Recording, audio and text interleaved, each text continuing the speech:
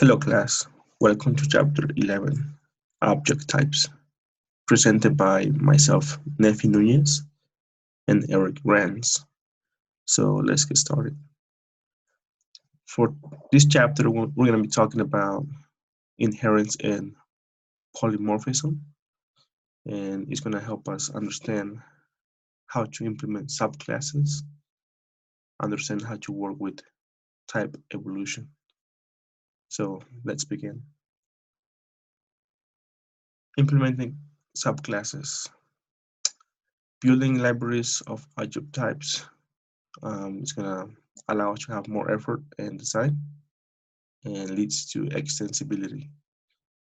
This is going to allow us to add the to objects capabilities by building subclasses, which inherit the behavior of other classes. Here we're going to have morphing, which are subclasses extending and changing behaviors. Polymorphing, which are multiple subclasses that inherit behaviors of superclasses. We need to remember that the objects will inherit and polymorph behaviors when they extend base behaviors, which is done in a tree known as an object hierarchy. So here in the right, we have a small example of how we implement the subclasses. I'm going to have my generalized class as part of the table, then my specialized class 1, and my specialized class 2, which is going to help us know the object and in the hierarchy. Moving on to implementing subclasses. Subclasses extend behavior. They have an implementation which is similar to implementation to a base object type, with important difference. The object body does not reference the object type. So here we also have a small example of that.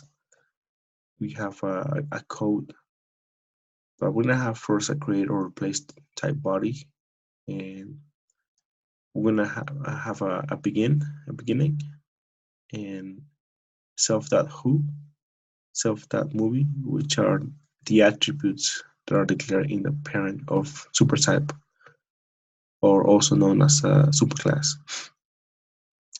Then we're gonna have an important part of the code, which is the overriding. This is the keyword that is designated in the subtype that runs this copy of a function and must be or must also exist in the parent.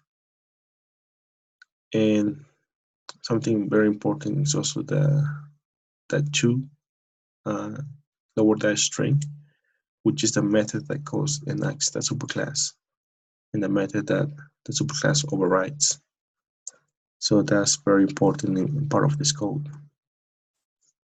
About moving on to the type of evolution, we have the object type evolution that this is going to allow us to change an object. The type with object type depends, and that change will cascade through all object types that depends on it.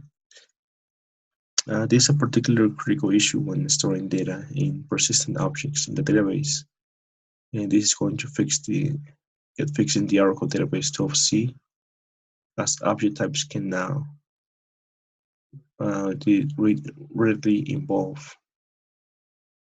And then we need to understand that the object type evolution works in CDB schemas and not PDB schemas. Possibly this may be changed at some point, so it's not always the same. The object types that can be implemented as tables or object columns and object data can be migrated with building SQL functions. So this has been our presentation for this chapter 11. We hope that you guys were able to learn, and thank you so much for watching.